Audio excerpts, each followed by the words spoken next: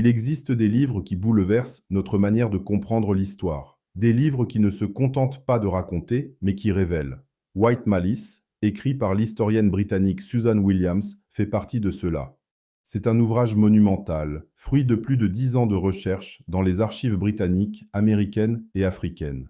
Un livre qui met à nu les rouages cachés de la guerre froide en Afrique et surtout le rôle déterminant joué par la CIA dans la déstabilisation des mouvements d'indépendance du continent. Mais White Malice, ce n'est pas seulement un récit d'espionnage ou de manipulation politique. C'est avant tout une radiographie du néocolonialisme, une enquête qui expose comment, dès les années 1950, l'Afrique fut placée au cœur d'une lutte mondiale pour le pouvoir. À cette époque, le monde sort de la Seconde Guerre mondiale. Les peuples colonisés réclament leur liberté.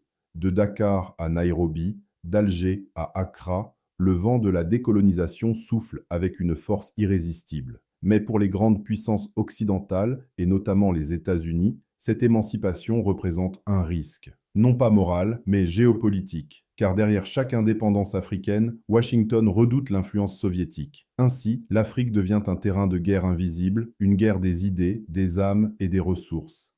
Et la CIA, bras secret de la politique américaine, va s'y engager sans scrupule. Susan Williams le démontre.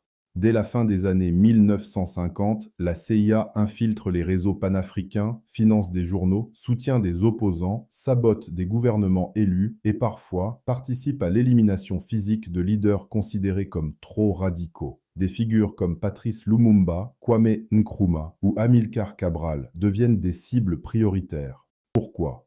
Parce qu'ils incarnaient une Afrique unie, indépendante et surtout non alignée. Et White Malice ne s'arrête pas là. Le livre explore aussi la guerre culturelle menée contre le continent. Universités, fondations, médias, églises, tous utilisés pour orienter les esprits africains vers une vision du monde contrôlée par l'Occident. Si le public francophone connaît peu ce livre, c'est parce qu'il dérange. Il contredit la version douce de la décolonisation qu'on nous enseigne encore, celle d'un transfert pacifique du pouvoir, d'une transition ordonnée.